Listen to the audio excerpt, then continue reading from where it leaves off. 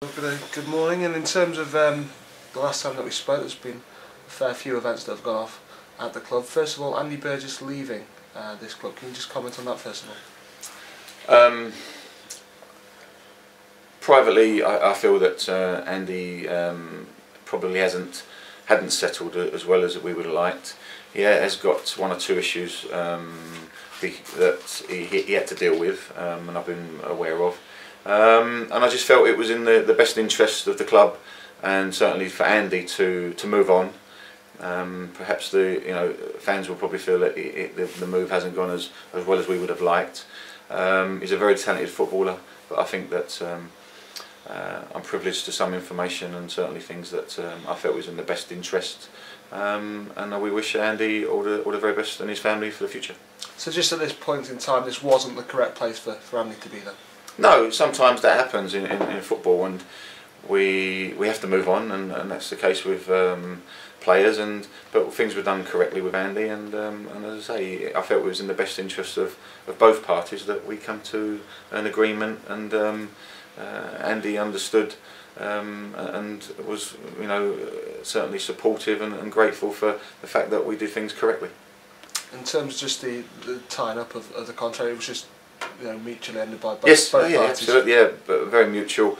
Andy doesn't live around the corner, if you like, and I feel that the travelling that he would have been doing and certain other issues that but they remain private. But Andy's a good guy, and we wish him well. That's one player leaving. Have there been any more developments in terms of players maybe coming to this club that you can talk about? Not at this precise moment. And is that just still due to the budget agreements that you've got to get to with Chairman Andy Perry? Not at this precise moment. Not in terms of that budget, because Andy Perry has gone on record last week to say that he has set the budget for this year and it's going to be the same as last year. Obviously, there's still decisions to be made, but yeah, I mean that's I've read those the chairman's comments. There's certain things that we'll get round at the appropriate time. That statement though, David, must have been pleasing for you, that you can work with the same budget that you had this year, albeit though with the proviso that it's a smaller squad. There's no proviso. The chairman hasn't said to me you've got to do this or you've got to do that. That was we've had many good meetings, and I feel that probably the smaller squad will benefit to us. You can use the loan market if necessary. And when I brought loan players in last year, people didn't really think that I had, I thought I had a massive squad.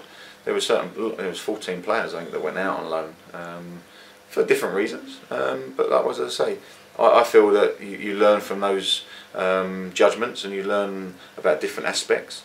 And certainly having a smaller squad will benefit us regarding training purposes. But the short-term answer is, that's fine. I'm delighted to be able to work and operate in a similar fashion. But likewise, I feel it's necessary to for the training purposes, certainly to have a smaller squad in operation. We'll leave budgets and the playing staff alone for a minute. In terms of Luke Foster though, he has been the centre of a high profile incident regarding a social networking site. Have you got anything to say about that, David? Well, I think Luke's made a statement, and I'm pleased he has done. We had a meeting with Luke, and he certainly apologised for any offence that it may have caused. Obviously we've dealt with the discipline side of it privately. I think in the context of the world we live in right now, the accessibility of certain situations and fans, all clubs, whether it be Mansfield Town Football Club, are sensitive, and whoever's case sensitive viewing sometimes, and that should be the case. Luke's words were, whether they were taken out of offence or not, he put himself in a vulnerable position.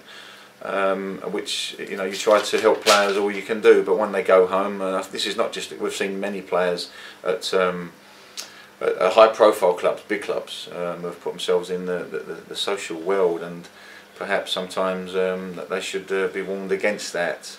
It's we had one player, this is Mansfield Town, where we regard ourselves as a good club, and we try and do things correctly. We had one player here that was, after a game recently, he had to shut a social network down because of fans getting on his back. So it's a tricky one because you want players to have that sort of accessibility, but likewise there's got to be a boundary, and I feel that players sometimes leave themselves open to be shot at. Me myself, I've never been on them networks, and it's not something that I have time for, to be honest. But you know, if a player, he likes the adulation when he's getting a hat trick perhaps, but then when it turns the other way, they've got to be also like-minded, that the fans that they regard as these friends, or so-called work under stupid names. I don't know what, Scooby-Doo and people like that. I'm not sure it's sensible.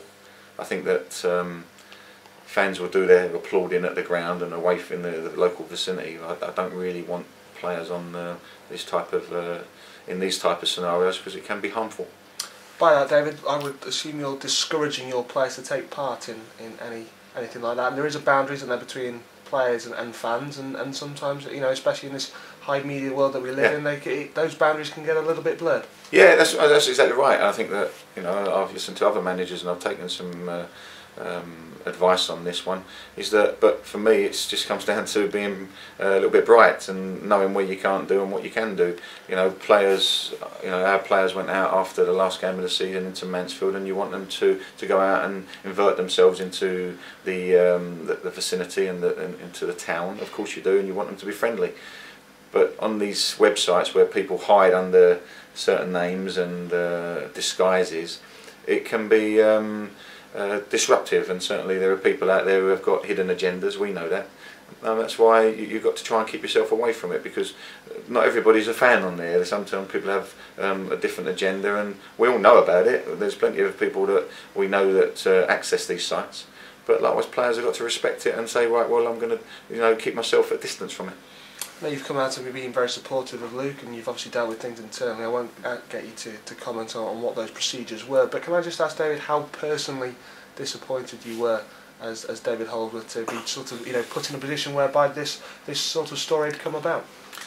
Well, I was attending a referees dinner on Thursday night in Mansfield, and I got made aware of it from a director, in fact 2 directors, so that they were very obviously that they have knowledge of these websites.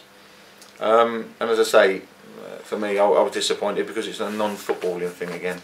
But I can't, you know, so when the players leave you, you know, the boys have had a few days rest now, they're back in training and starting again tomorrow. You want them to understand it, but whether it's a young player, I think you don't get many senior players getting through them type of things because they know where not to go. So it's a learning experience, and as I say, for me, I was disappointed, but you deal with it, and we've dealt with it in-house, and that will remain so. The story behind the incident was regarding Luke's disappointment with his supposed decision that players had been released from this club without being properly informed. Now, I don't know. Luke Foster. Luke Foster, that was his gripe maybe behind the incident. These are only alleged stories that we've been made aware of, and including one of his friends had found out that he'd been released from this football club courtesy of the club's website. I'm not going to comment on that. Every player that was I'm not going to talk about Luke, but every player was spoken to in a private fashion, so I think these, again, I can't speak what was on these websites, and I'm certainly not going to comment on that. The secretary sent all the letters out to players. There was 2 players that were spoken to privately, and I think that, again, sometimes things get taken out of context. I certainly I've not been contacted by one player, so I think these are false allegations. The secretary had given sent letters out, recorded delivery, which is the correct way, so I don't really see where that knowledge is coming from. And again, once again, is that you're talking about things that I'm unaware of, and people probably just start trying to putting two and two together and coming up with 22.